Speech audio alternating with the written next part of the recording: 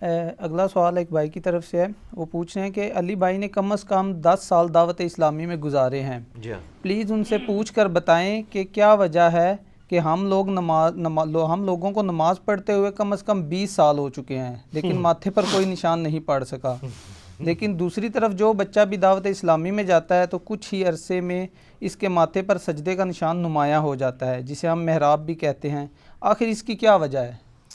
یہ وجہ ان سے آپ پوچھیں، میں بھی آپ کو بتا دیتا ہوں ٹیکنیکل ریزن بھی اس کی۔ پہلے تو اس مت کو کلیئر کریں کہ ہمارے جو سب کانٹیننٹ کے معاشرے میں ماتھے پہ سجدے کے نشان کو کوئی سمجھتے ہیں کہ کسی کے جنتی ہونے کی نشانی ہے، تو یہ بالکل غلط ہے، اور یہ خود بھی مانیں گے غلط ہے۔ کسی بریلوی سے پوچھیں کہ تبلیغی جماعت والے کو جو محراب ڈلتا ہے، کہتے ہیں محراب کیا پورا منہ بھی کالا کر لے کو فرق نہیں پڑتا، ٹھیک ہے۔ اور تبلیغی جماعت والوں سے پوچھیں کہ یہ جو بریلویوں کو محراب ڈلتے ہیں، وہ کہیں گے اس چیز کا ثبوت تو نہیں ہے کہ ان کے عقیدے ٹھیک ہیں، تو لہٰذا کنسنسس ہے کہ محراب کوئی علامت نہیں ہے۔ ہاں یہ کہنا چاہیے محراب جب اپنے فرقے کے، اپنے بزرگوں کے، اپنے مولویوں کے ماننے والوں کو پڑھے تو جنت کی علامت ہے، دوسرے کو جتنا مرضی بڑا پڑ جائے وہ کہیں گے کہ یہ شکل کے اوپر لعنت پڑی ہوئی ہے، پھٹکار ہے، کالا ہو گیا تو چہرہ مت ہی۔ قرآن حکیم میں نبی علیہ السلام کے صحابہ اکرام علیہم رضوان کے بارے میں یہ چیز آئی ہے، سورۃ الفتح پارہ نمبر 26 میں، اعوذ باللہ من الشیطان الرجیم، بسم اللہ الرحمن الرحیم، محمد الرسول اللہ صلی اللہ علیہ وآلہ وسلم، محمد اللہ کے رسول ہیں، والذین معہ اشداء علی الکفار، اور جو ان کے ساتھی ہیں یعنی آپ کے صحابہ اور اہل بیت، یہ کافروں پہ تو بڑے سخت ہیں، رحماء بینہم، آپس میں رحم دل ہیں، تراہم رکعا سجدا یبتغون فضلا من اللہ ورضوانا، تم انہیں دیکھو گے رکوع اور سجدے کی حالت میں اپنے رب کی رضا جوئی چاہتے ہیں ہر وقت، سیماہم فی وجوہہم من اثر السجود، اور ان کے چہرے پر سجدوں کے آثار نظر آئیں گے، ذالک مثلہم فی التوراۃ ومثلہم فی الانجیل، اور ان کی یہ صفت تورات اور انجیل کے اندر بھی اللہ نے بیان کی تھی نبی علیہ السلام کے جانثار صحابہ کی علیہم رضوان علیہم السلام اجمعین۔ تو اس سے اپلی لیتے ہیں کہ جی ماتھے پر آثار، تو یہ اس آثار سے وہ کہتے ہیں کہ آثار سے مراد ہے کہ فزیکلی نشان، یہ بھی مراد ہو سکتا ہے، اور چہرے پہ آثار، جب ہم کہتے ہیں کہ اس کے چہرے پہ پریشانی کے آثار نظر آ رہے ہیں تو کیا کوئی فزیکلی کوئی اس میں کوئی تل نکل آتا ہے؟ نہیں، چہرہ لٹکا ہوا ہوتا ہے۔ خوشی کے آثار، جیسے صحابہ کرام کہتے تھے، بخاری مسلم میں حدیث ہے کہ نبی علیہ السلام خوشی میں آپ کا چہرہ جو ہے وہ سورج کی طرح، اور کوئی کہتا ہے تانبے کی طرح، کوئی کہتا ہے تلوار کی طرح چمکتا تھا، ایک ریزیمبلنس کے لیے۔ تو یعنی ان کے اوپر تقوی پرہیزگاری کا اثر نظر آتا ہے کہ ان کے ماتھے اللہ کے سامنے جھکنے والے ہیں، چاہے وہ نشان نظر آئے یا نہ آئے، اور ہر بندے کی جلد الگ ہوتی ہے، بعض لوگوں کی جلد کے اوپر جلدی نشان پڑ جاتا ہے، بعض کے نہیں پڑتا۔ اس نشان کو تو چھوڑ دیں، جو ہم تشہد میں بیٹھتے ہیں تو بائیں پاؤں کے اوپر جو نشان پڑتا ہے وہ تو بہت جلدی پڑ جاتا ہے، اس کی وجہ کیا ہے؟ کیونکہ وہ حصہ زمین کے ساتھ زیادہ دیر لگ کے رہتا ہے ایز کمپیئر ٹو سجدے کے۔ سجدے آپ 10 سال کرتے رہیں اور پاؤں جو ہے 6 مہینے کے لیے بھی لگائیں نا، نشان پڑ جائے گا، کیونکہ وہ 6 مہینے میں سجدہ تو چھوٹا ہوتا ہے نا، تشہد تو بڑا لمبا ہوتا ہے، وہ زیادہ دیر کے لیے وہ ٹچ رہتا ہے، اور پھر صرف تشہد نہیں، 2 سجدوں کے درمیان جو بیٹھتے ہیں آپ، تو اس کا ٹائم پیریڈ، یہ ٹیکنیکل گفتگو ہے سر، پڑھی لکھی سائنٹیفک گفتگو، جو چیز زیادہ دیر ٹچ کرے گی اس کا نشان جلدی پڑے گا۔ تو یہ جو چھوٹے چھوٹے بچوں کو نشانات پڑے ہیں نا، اس کی وجہ یہ ہے کہ دعوت اسلامی کے اندر یہ ٹرینڈ ہے کہ ہمیں زمین پہ نماز پڑھنی چاہیے، یہ افضل ہے، بات ٹھیک ہے، مٹی پہ پڑھنا افضل ہے، میرے اس کے اوپر کلپ بھی ریکارڈڈ ہے۔ آپ دیکھیں گے کہ اہل تشیع کو بھی محراب جلدی پڑھتے ہیں، کیونکہ وہ مٹی کے اوپر سجدہ کرتے ہیں، وہ ٹکی رکھ لیں یا چٹائی جس طرح بھی۔ تو پرانے زمانے میں جو کھجور کی چھال کی چٹائیاں ہوتی تھیں نا، ان پہ جو لوگ نماز پڑھتے تھے نا، تو 1.5-2 سال کے اندر ان محراب ڈال جاتا تھا۔ آج کل آگے قالینوں پہ نماز پڑھنے سے جلدی محراب نہیں پڑتا۔ تو اب آپ پوچھ رہے ہوں گے کہ دعوت اسلامی کی مسجدوں میں بھی تو قالین ہوں گے، ان کو محراب کیوں پڑ جاتے ہیں؟ تو ان کے جو بڑا مرکز ہے نا کراچی میں، ادھر کوئی قالین نہیں ہے، ڈائریکٹ ماربل کے اوپر نماز پڑھتے ہیں۔ اور اگر سردیوں میں کبھی قالین بچھانا بھی پڑے صفیں، تو وہ فرض تو قالین پہ پڑھتے ہیں، سنتیں جا کے زمین پہ ادا کرتے ہیں۔ میری بھی اپنی عادت ہے کہ مسجد میں میری کوشش ہوتی ہے کہ میں سنتیں زمین کے اوپر ایٹ لیسٹ سجدہ ضرور زمین پہ کروں، یہ سنت ہے۔ بخاری مسلم میں موجود ہے نا کہ وہ جو ایک شب قدر آئی تھی 21ویں رات، نبی علیہ السلام نے نماز پڑھی تو صحابہ کہتے ہیں آپ نے جب سلام پھیرا تو ہم نے ماتھے پہ کیچڑ کا نشان دیکھا، تو ڈائریکٹ آپ مٹی پہ سجدہ کر رہے تھے نا، تبھی وہ مٹی کا نشان تھا۔ تو یہ شیعہ کی بات درست ہے کہ مٹی پہ سجدہ کرنا سنت اور افضل ہے، لیکن یہ غلوب ہے کہ اگر آپ قالین پہ کریں گے تو سجدہ نہیں ہوگا، یہ غلوب ہے۔ ماربل پہ، زمین کی جنس کی کسی بھی چیز کے اوپر آپ سجدہ کرتے ہیں وہ سنت کے زیادہ قریب ہے، یہ بات ٹھیک ہے۔ اب چونکہ وہ بچے پڑھتے ہیں زمین پہ نماز، دوسرا فقہ حنفی میں ایک بنیادی چیز ہے جو کسی حد تک درست ہے، کیونکہ بخاری مسلم میں حدیث ہے میرے رب نے مجھے حکم دیا کہ میں 7 اعضاء کے اوپر سجدہ کروں، اور پھر نبی علیہ السلام نے کہا وہ 7 اعضاء کیا ہیں؟ 2 ہاتھ، 2 گھٹنے، 2 پاؤں اور ماتھا، اور جب ماتھے کا نام لیا تو آپ نے اشارہ ناک کی طرف کیا۔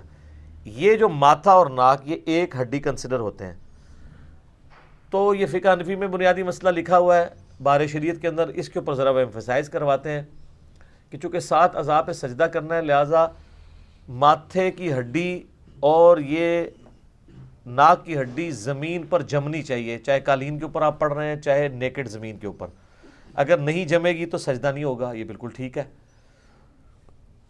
بعض لوگ تو میں نے دیکھا وہ ناک لگاتے ہی نہیں زمین پہ، ڈائریکٹ ہی ماتھے ہی لگا دیتے ہیں، سجدہ تو ہو جائے گا لیکن یہ خلاف سنت ہے، ناک کی ہڈی بھی لگنی چاہیے۔ تو وہ اس میں چونکہ غلوب کرتے ہیں اور وہ کہتے ہیں ناک کی ہڈی لگنا ضروری ہے ادروائز سجدہ نہیں ہوگا۔ اب وہ ناک کی ہڈی لگانے کے لیے جس کا ناک تھوڑا سا بھی باہر نکلا ہے، چونکہ ناک تھوڑا، وہ زور لگاتے ہیں، جب وہ زور لگاتے ہیں نا تو ماتھے پہ زیادہ زور لگتا ہے، تو اسے محراب پڑ جاتا ہے۔ اس لیے آپ کو چھوٹے چھوٹے بچوں کو محراب نظر آئیں گے، یہ اس کی ٹیکنیکل ریزن ہے، اور کوئی نہیں ہے کہ کوئی وہاں جانے سے کوئی سوئچ آن ہو جاتا ہے، ایسا نہیں ہوتا۔ ورنہ اگر آپ ایک شیعہ نمازی کو دیکھیں ایز کمپیئر ٹو ایک سنی نمازی کے، تو شیعہ کو محراب جلدی پڑ جاتا ہے کیونکہ مٹی کے اوپر سجدہ کر رہے ہوتے ہیں۔ مٹی کے اوپر، کھجور کی چھال کے اوپر، کسی بھی سخت چیز کے اوپر اگر آپ سجدہ کریں گے تو جلدی نشان پڑیں گے، نرم چیز پہ کریں گے تو نہیں پڑیں گے۔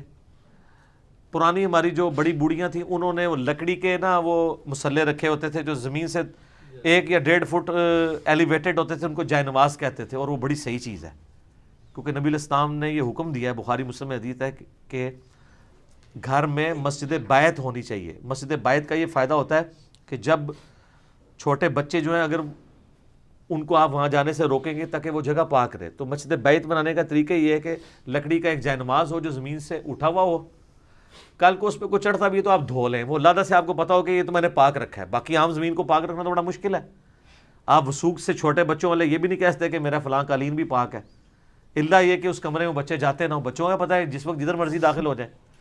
تو مسجد بیت کا جو کنسیپٹ ہے نا، اس میں اگر آپ دیکھا جائے تو وہ لکڑی کی جائے نماز رکھی جاتی تھی نا، تو اس کے اوپر جو لوگ سجدہ کرتے تھے تو لکڑی کا اثر جلدی پڑتا ہے۔ شیعہ کے نزدیک لکڑی پہ بھی نماز ہو جاتی ہے کیونکہ وہ زمین کی جنس سے ہے، تو آج کل وہ اگر مٹی کی ٹکی نہ ہو تو انہوں نے وہ لکڑی کی ٹکیاں بھی رکھی ہوئی ہوتی ہیں۔ میں خود بھی پریفر کرتا ہوں کہ میں ٹکی تو استعمال کرنے کے حق میں نہیں ہوں، کیونکہ میں سمجھتا ہوں کہ یہ دین کے اندر غلوف ہے۔ اس کی بجائے اگر کسی کو زیادہ شوق ہے تو وہ ایٹ لیسٹ سجدہ گاہ والی جگہ پہ قالین کے اوپر ایک کھجور کی چھال کی چھوٹی چٹائی جو ہے وہ 4 انچ کی یا 5 انچ کی بنوا لے، ٹھیک ہے، یا ماربل کے اوپر ڈائریکٹ نماز پڑھ لے، جس طرح حرم کے اندر ہوتا ہے کہ آپ وہاں دیکھیں گے شیعہ کو کہ جیسے ہی اقامت ہوتی ہے نماز کی تو وہ ماربل والی جگہ پہ جا کے کھڑے ہو جاتے ہیں، کیونکہ ظاہر ہے وہ قالین تو اٹھوا نہیں سکتے، تو وہ پھر ویسے تو حرم مکہ کے اندر تو گرمیوں کے اندر قالین بھی نہیں ہوتے ہیں، ڈائریکٹ ماربل پہ ہی لوگ نماز پڑھتے ہیں، صرف جب ٹھنڈ ہوتی ہے اس وقت وہ قالین بچھاتے ہیں کیونکہ ظاہر زمین زیادہ ٹھنڈی ہوتی ہے، وہ ماربل بھی ٹھنڈا ہوتا ہے۔ تو ٹکی وغیرہ میں نے ادھر ان کو استعمال کرتے ہوئے نہیں دیکھی، شاید وہ شرطیں ان کو منع بھی کرتے ہوں اس لیے، تو اس کا انہوں نے سلوشن نکالا ہوا ہے۔ تو ماربل والی جگہ آپ کو بہت زیادہ مل جائے گی حرم کے اندر، حرم مکہ میں بھی، حرم مدینہ کے اندر بھی۔ تو یہ محراب پڑھنے کے پیچھے لاجک یہ ہوتی ہے۔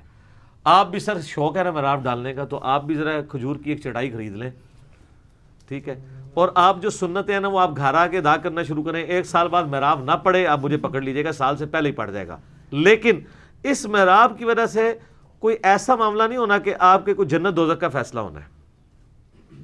یہ بات ٹھیک ہے کہ بخاری مسلم میں حدیث ہے, نبی علیہ السلام نے فرمایا کہ میں اپنے امتیوں کو قیامت والے دن پہچان لوں گا. تو صحابہ نے کہا یا رسول اللہ آپ کیسے پہچانیں گے؟ آپ نے فرمایا کہ اگر بہت زیادہ گھوڑے ہوں اور ان میں ایسے گھوڑے ہوں جو چتکبرے ہوں, جن کے کلرز وائٹ اور بلیک مکس ہوں, تو وہ ممتاز ہو کے نظر نہیں آ جائیں گے؟ تو صحابہ نے کہا نظر آئیں گے. تو فرمایا کہ میں اپنے امتیوں کو اعضائے وضو کے چمکنے کی وجہ سے پہچان لوں گا, یعنی جن کے اعضائے وضو چمک رہے ہوں گے وہ میرے امتی ہوں گے. شکر ہے آپ نے اعضائے وضو کہا ہے, اعضائے سجدہ نہیں کہا. تو یعنی وضو جو بندہ کر رہا ہے نا, قیامت والے دن اس کا ماتھا کا پورا چہرہ ہی چمک رہا ہوگا. تو مراب نہ بھی ڈلے, ٹینشن نہیں لینی, وضو کرنے دی برکت نال بھی سب کچھ ہونا ہے. ٹھیک ہے, لیکن اعضائے وضو کا چمکنا بھی اس چیز کی گارنٹی نہیں ہے کہ آپ جنت میں جائیں گے. یہ صرف رسول اللہ کے امتی ہونے کی گارنٹی ہے, کیونکہ پولیس رات کے اوپر چھانٹی ہونی ہے. پولیس رات پہ اللہ تعالیٰ قرآن میں فرماتا ہے نا کہ سورہ الحدید کے اندر, سورہ التحریم کے اندر, کہ وہ منافقین مومنین سے کہیں کہ ہم دنیا میں تمہارے ساتھ ہوتے تھے, نمازیں پڑھتے تھے, سب کچھ تھے, یعنی اوپر پر سے مسلمان تھے. ایون قادیانی وہ بھی کہہ رہے ہوں گے ہم بھی نمازیں پڑھتے تھے, تو ہمیں اپنے نور میں سے دے دو کچھ. اعضائے وضو ان کے بھی چمک رہے ہوں گے, لیکن پولیس رات پہ آ کے چھانٹی ہو جائے گی. وہاں پھر اسی نے آگے نکلنا ہے جس نے کوئی سونا جا پیر پکڑیا ہوا, بشرطے کہ وہ پیر او ہوئے جس نو قرآن اچ پیر کیا گیا, اور وہ ہوتا ہے وقت کا پیغمبر. ٹھیک ہے نا, جو سورہ بنی اسرائیل میں ہے کہ ہم ہر شخص کو اس کے امام کے ساتھ اٹھائیں گے. وہ کہتے ہیں قرآن میں لکھا ہے اماموں کے ساتھ اٹھایا جائے گا. سر قرآن نو یہ پتہ ہی نہیں ہے اس اعتبار سے, جو اللہ تعالیٰ کہتا ہے کہ میرے علم میں تو نہیں ہے زمین و آسمان کے اندر کوئی ہستی جسے میں نے اپنا نائب بنایا ہو. کیا انداز ہے کہنے کا, مراد یہ کہ جب میرے علم میں نہیں ہے تو تم نے کہاں سے گھاڑ لی, یعنی ہے ہی نہیں ہے. جب اللہ کے علم میں نہیں ہے تو مینس وہ چیز ایگزسٹ ہی نہیں کرتی. لہذا قرآن میں انبیاء کے علاوہ کوئی امام ایگزسٹ ہی نہیں کرتا جو امت کا امام ہو. بخاری مسلم میں آتا ہے نا, عبداللہ ابن مسعود کو نبی علیہ السلام نے بلا کے کہا کہ عبداللہ قرآن سناؤ. کہ یا رسول اللہ قرآن آپ پہ نازل ہوا ہے, میں آپ کو سناؤں؟ فرمایا مجھے دوسروں سے سن کے مزہ آتا ہے. تو انہوں نے سورہ نساء پڑھنی شروع کی. پڑھتے پڑھتے سورہ نساء کی آیت نمبر 41 پہ پہنچے کہ وہ وقت کیسا ہوگا کہ جب ہم ہر امت میں سے ایک گواہ کو اٹھائیں گے, اور اے نبی علیہ السلام ہم آپ کو گواہ اٹھائیں گے اپنی امت کے بارے میں. تو آپ نے کہا عبداللہ بس کرو, عبداللہ بس کرو. تو کہتے ہیں میں نے نبی علیہ السلام کی طرف دیکھا تو آپ کی مبارک آنکھوں سے آنسو جاری تھے کہ مجھے قیامت والے دن اپنی امت کے خلاف گواہی دینی پڑے گی. تو وقت کا جو پیغمبر ہے وہ ایز اے امام قیامت والے دن اٹھایا جائے گا جو اپنی امت کے اوپر گواہی دے گا. اور وہ لوگ بھی جو انبیاء کے بہاف پہ نبیوں کی دعوت ان کی امت تک پہنچاتے ہیں, شہادت علی الناس کرتے ہیں, ان کو بھی اٹھایا جائے گا. بابوں کی دعوت نہیں بلکہ نبی کی دعوت. امام بخاری, امام مسلم یہ بھی شہادت علی الناس کرنے والے امام ہوں گے. لیکن یہ ان اماموں کا یہ مطلب نہیں ہوگا کہ یہ لوگ کہیں گے جو ہمارے پیچھے چلا تھا تو وہ ہم جنت کی گارنٹی دیتے. نہیں سر, وہ جس محمد دا لوکی کلمہ پڑھ دے وہ محمد اور, ٹھیک ہے, تو اڈا امام اور تے قرآن دا امام اور. قرآن کا امام وقت کا پیغمبر ہوتا ہے, ٹھیک ہے, اور ہمارے امام ہیں امام اعظم محمد رسول اللہ صلی اللہ علیہ وآلہ وسلم. باقی جتنے لوگوں کو ہم امام کہتے ہیں وہ والا امام نہیں ہوتا. وہ امام ہوتا ہے لیڈر, کسی فیلڈ کا ایکسپرٹ. جیسے حدیث کی فیلڈ کا ایکسپرٹ امام بخاری, فقہ کے ایکسپرٹ امام ابو حنیفہ, امام شافعی, مالک, احمد بن حنبل, ٹھیک ہے جی, اور جابر حکمران کے سامنے کلمہ حق بلند کرنے کے امام امام حسین علیہ السلام, ٹھیک ہے. کہتے ہیں وہ جی امام حسین نو امام نہ کیا کرو, بو آندی ہے شیعہ دے عقیدے دی. تو جدو ابن تیمیہ نو امام کہندے ادو تہاڈی بو مر جاندی ہے. امام ابن تیمیہ کہندے نا کہ اتھے کے کہندے نے مولوی یا علامہ ابن تیمیہ, امام ابن تیمیہ کہندے وہاں نہیں بو آتی. کالا امام ابن تیمیہ, ہاں بار بار سانو اتھے آندی جی تھوڑی جی, ایتھے سانو نہیں آندی. سانو کلیئر ہے کہ ساڈا امام وہ ہے, کیونکہ وجہ یہ ہے کہ انشاءاللہ ہم نے جانا ہے جنت میں انشاءاللہ, اور جنت میں ہم نوجوانوں کے سردار یزید ابن معاویہ ہوگا یا حسین ابن علی، حسین ابن علی اور حسن ابن علی علیہم السلام. تو سر ہم تو ان کو اپنا امام مانتے ہیں، کیونکہ جنت میں تو ہمارا امام انہوں نے ہی ہونا ہے، تو ہم نے دنیا میں ان کو امام مان لیا. آپ بھی مرنے سے پہلے نا، مرنے سے پہلے اے مسلمان کر لے اس پہ غور. کتابوں کا خدا اور ہے، بابوں کا خدا اور. کتابوں کا امام اور ہے، بابوں کا امام اور. ہر چیز میں آپ دیکھیں گے نا شاید کچھ اور ہی نکل آئے گی بچوں، ہر شاید تو غلط دسی ہے.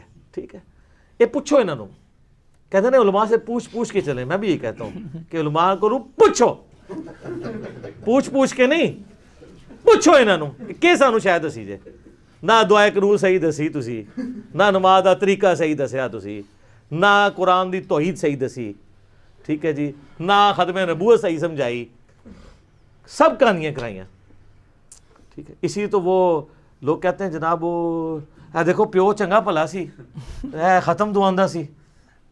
ہاں جی، تے پتر گمراہ ہو گئے نے. پتر نہیں گمراہ ہوئے سر، اے وہی پتر نے جڑے نبی علیہ السلام نے مبارک زمانے چ وہ کہندے سن کہ جناب ابو حذیفہ وہ مسلمان ہو گیا ہے، پیو دا کافر ہی سی. سر تو ہم آپ کے آباء و اجداد کو کافر نہیں کرتے، لیکن ہم یہ ضرور کہتے ہیں کہ وہ اس دین پہ نہیں تھے جو دین اللہ نے کتابوں میں دیا ہے. تو بس نارمل انداز میں جھوم کے بس کہتے ہیں کہ مرنے سے پہلے ہے مسلمان کر لے اس پہ غور. کتابوں کا خدا اور ہے، بابوں کا خدا اور جب تو غور کرے گا پھر کیا ہوگا؟ تے اندر سے آواز آئے گی، نہ میں وابی نہ میں بابی، میں ہوں مسلم علمی کتابی. ٹھیک ہو گیا جی، جزاک اللہ.